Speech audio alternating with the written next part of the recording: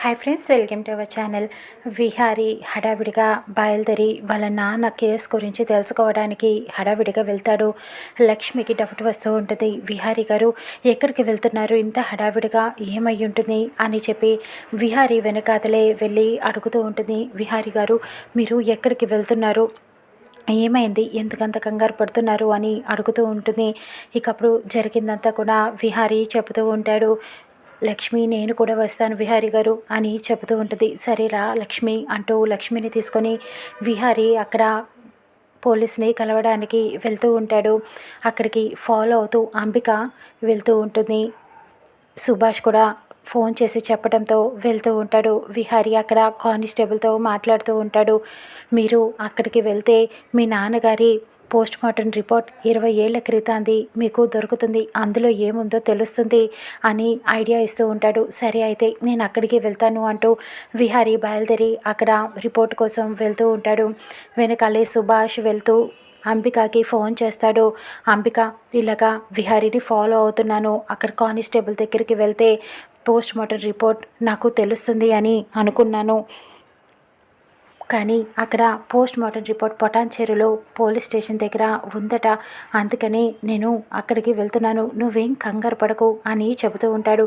సరే, నువ్వు తొందరగా విహారీ కంటే ముందే వెళ్ళి అది కలెక్ట్ చేసుకో అని అంబిక కంగారుగా చెబుతూ ఉంటుంది. నువ్వేం భయపడకు, అంతా నేను చూసుకుంటాను కదా అంటూ సుభాష్ కూడా విహారీ కంటే ముందే అక్కడికి రిపోర్ట్ తీసుకోవడానికి వెళ్దామని ఫాస్ట్గా వెళ్తూ ఉంటాడు.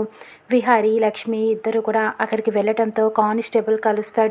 సార్, మీకోసమే ఇంతసేపు ఎదురు చూస్తున్నాను సార్, మీరు వస్తే అక్కడ 20 ఏళ్ల క్రితం పోస్ట్ మార్టం రిపోర్ట్లో ఏముందో, ఏం మెన్షన్ చేశారో మీకు తెలుస్తుంది సార్, ఆ ఫైల్స్ అన్నీ తీసి చూస్తే పదండి సార్ వెళ్దాం అంటూ కానిస్టేబుల్ విహారీ లక్ష్మిని తీసుకువెళ్తూ ఉంటాడు.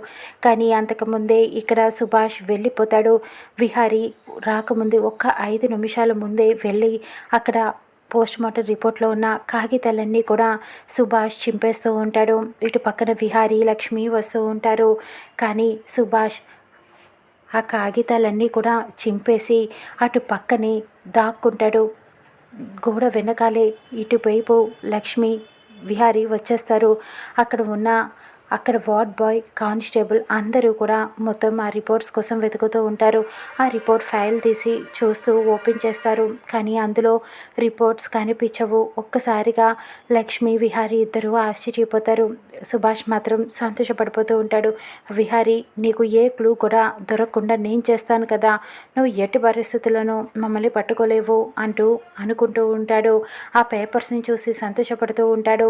ఇటు పక్కన విహారీకి ఏమీ అర్థం కాదు, అసలు ఇందులో రిపోర్ట్స్ ఏమైపోయాయి అంటూ కంగారు పడిపోతూ ఉంటాడు. ఎవరు చేస్తున్నారు ఇదంతా అని ఆలోచిస్తూ ఉంటాడు. ఇంతకీ విహారీకి సుభాష్ దొరుకుతాడా? చూద్దాం రానున్న ఎపిసోడ్లో.